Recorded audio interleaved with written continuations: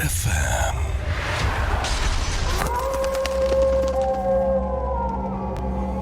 1987 সালের জানুয়ারি মাস, প্রচণ্ড শীতের রাত।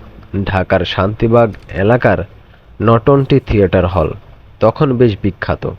সেই রাতে চলছিল মৃচ্ছকটিক নাটকের বিশেষ প্রদর্শনী।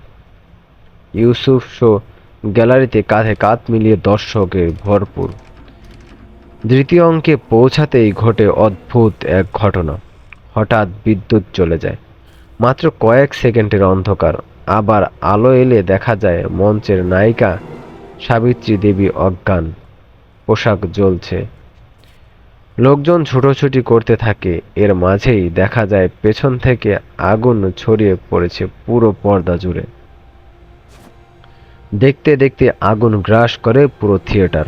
মারা যায় 32 জন, নাট্যশিল্পী, টেকনিশিয়ান, দর্শক ইত্যাদি। এরপর থিয়েটার হলটি বন্ধ করে দেওয়া হয়, আর কেউ সেখানে পা রাখে না। এলাকাবাসী বলে ওখানে কিছু একটা আছে যা আজও প্রতি রাতে উৎপাত করে। 2023 সালের এক তরুণ নাট্যকার রফিক ও তার দল জাগরণ নাট্যচক্র নতুন নাটক মঞ্চস্থ করার জন্য একটা হল খুঁজছিল। বাজেট কম, তাই বড় জায়গা ভাড়া নেওয়া সম্ভব নয়। একদিন এক লোক জানায় সে শান্তিবাগে একটা পুরনো থিয়েটার ফাঁকা পড়ে আছে, কেউ ব্যবহার করে না। রফিক যায় দেখতে। পরিত্যক্ত হলেও অদ্ভুত একটা মঞ্চের আকর্ষণ মনে হয়। জায়গাটা যেন ডাকছে। বন্ধুরা ভয় পায়, কিন্তু রফিক সিদ্ধান্ত নেয় এখানেই হবে নাটক। থিয়েটারকে আবার বাঁচাবো। প্রথম দিন থেকে অদ্ভুত ব্যাপার শুরু হয়। রিহার্সেল চলাকালীন নায়িকা রিমি হঠাৎ জ্ঞান হারিয়ে ফেলে। জ্ঞান ফিরে এসে বলে, আমি ঠিক জানি না, কিন্তু কারো মুখ মনে হচ্ছিল আমার শরীরে ঢুকে গেছে। আমি আর নিজে ছিলাম না। আরো অদ্ভুত বিষয় ঘটে।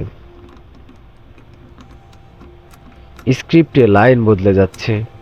আলো নিভে গেলে হঠাৎ মঞ্চের ছায়া দেখা যায়। ভেতরে বাজনা শোনা যায়, অথচ কেউ বাজায় না।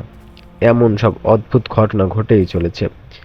এক রাতে রফিক দেখে থিয়েটারের মূল মঞ্চে পড়ে আছে পুরনো একটা কাগজ। তাতে সাবিত্রী দেবীর শেষ সংলাপ, মৃত্যুর পরও নাটক শেষ হয়নি, আমি ফিরব আমার অঙ্ক শেষ করতে। মৃতদের নাটক। রফিক বুঝতে পারে তাদের থিয়েটার চালু করা সাবিত্রী দেবীর অসমাপ্ত আত্মার জন্য এক সুযোগ। রফিক তখনও বিশ্বাস করতে চায় না, কিন্তু এক রাতে সে নিজ চোখে দেখে মঞ্চে সাবিত্রী দেবীর প্রতিচ্ছবি। পোড়া মুখ, সাদা চোখ, পোশাকে আগুনের দাগ, মুখে একটাই কথা, শেষ সংলাপটা বলতেই হবে, তাহলেই শান্তি পাব। তবে এটা শান্তির সন্ধান নয়, এটি প্রতিশোধ। দলে একজন একজন করে কষ্ট পেতে শুরু করে। হৃদয়ের গলা বসে যায়। রিমির মুখে পোড়া দাগ। ব্যাকস্টেজে মিলতে থাকে কাঁচ ভাঙা শব্দ, কিন্তু ভাঙা কিছু থাকে না। মৃত্যুর মঞ্চ। নির্ধারিত দিন রাত ঘনিয়ে এলো। নির্ধারিত দিনের রাত 9টায় নাটক শুরু হয়। বাইরে কেউ নেই, কিন্তু গ্যালারিতে হঠাৎ ভরে ওঠে অস্পষ্ট ছায়া। তারা বসে থাকে নীরবে। নাটক চলতে থাকে, আর প্রতিটি দৃশ্যের শেষে গ্যালারি থেকে হাততালি আসে, ঠান্ডা মৃত হাততালি। শেষ দৃশ্য, রিমি মুখে সাবিত্রী দেবীর সেই শেষ সংলাপ। মুখ থেকে রক্ত ঝরে, চোখ ধীরে ধীরে ফ্যাকাশে হয়ে যায়।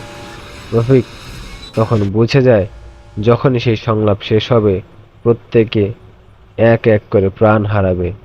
সে সংলাপ থামাতে চায়, কিন্তু তখন সে নিজেও বলতে শুরু করে সাবিত্রী দেবীর ডায়লগ।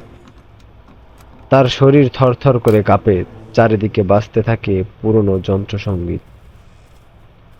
একসাথে চারিদিকে আগুন লাগে। একেবারের জন্য মনে হয় মঞ্চ ভেঙে গেছে। মৃত দর্শকেরা উঠে দাঁড়িয়ে তালি দেয়, আর তারপর সব অন্ধকার। পরদিন সকালে স্থানীয়রা দেখতে পায় থিয়েটার বন্ধ, ভিতর থেকে আসছে পোড়া গন্ধ। পুলিশ এসে দেখে মঞ্চের এক কোণে পড়ে আছে রফিকের ডায়েরি। তাতে লেখা, সাবিত্রী দেবী ফিরে এসেছেন, তার নাটক শেষ হয়েছে আমাদের জীবন দিয়ে। যারা নাটক ভালোবাসো সাবধান, সব থিয়েটার মঞ্চ না, কিন্তু কিছু কিছু হচ্ছে নাটকের দ্বার।